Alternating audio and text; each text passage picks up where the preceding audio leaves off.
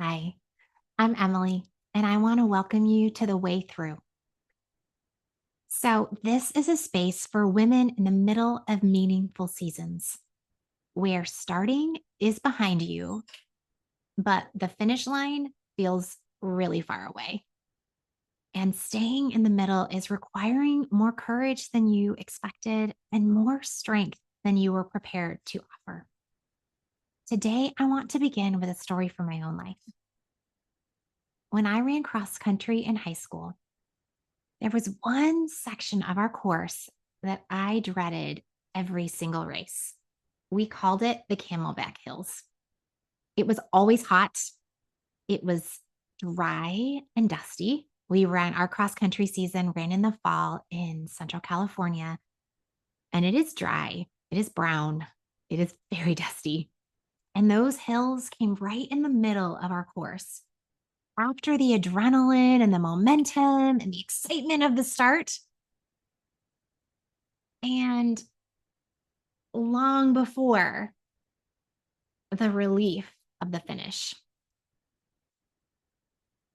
There was no powering through that stretch. There was no sprinting yet because the end was still far away. The only way I ever made it through those hills was to slow my pace, relax my shoulders just enough to stay steady. I remember keeping my eyes down so I wouldn't see how far the climb still went. And I also focused on just taking the next right step instead of trying to conquer the whole thing at once. As I was running, I would often encourage the other runners around me. I would say things like, keep going. You've got this. We can do it. Pace with me. It wasn't strategic. It wasn't spiritual. It was simply what helped me to stay. And something interesting happened every time. As I encouraged others, my own heart felt lighter. My breathing steadied. The burning in my legs was still there, but it felt more bearable. It was also honestly such a helpful distraction from the pain of the tightness in my lungs and the discomfort in my legs and feet. My coaches did not love this habit that I had. A common refrain was, Emily, if you are running slow enough to encourage others audibly, you are not running hard enough. But oh no, I really liked running slow enough to encourage others. So I kept at it. Looking back now, I see something I did not have language for then. Long before I understood the principle that God often meets us as we give away the very thing we need, I was living it. Encouraging others did not remove those hills. It did not shorten my race. It was still 3.2 miles. And it didn't make it physically easier. The way through was through, but it made that long stretch of the middle bearable, endurable. And sometimes that's the gift, not the escape, not speed, just the grace to stay present. Years later now, in my coaching work, I've seen the same truth surface again and again with my clients. As I've partnered with women walking their journeys of faith and life, I am often reminded of the children's rhyme about going on a bear hunt. Now, bear with me, I was an early childhood major, and I also love children's literature. So these kind of references are so close to my heart.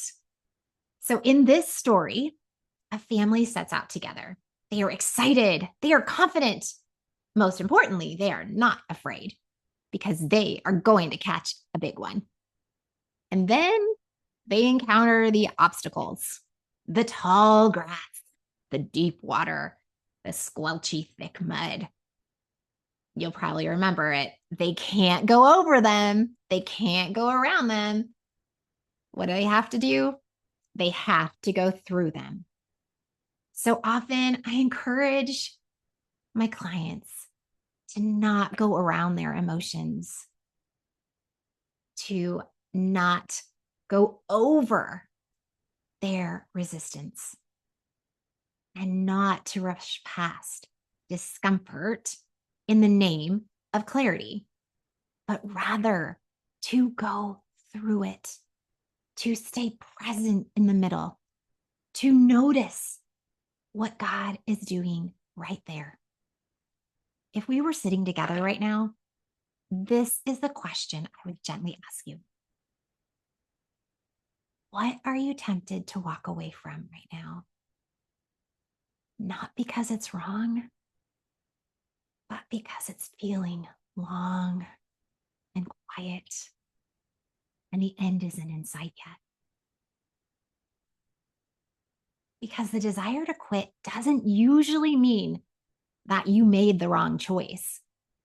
More often, it means that you're tired. It means that you might be carrying it alone, and your shoulders and your arms are weary.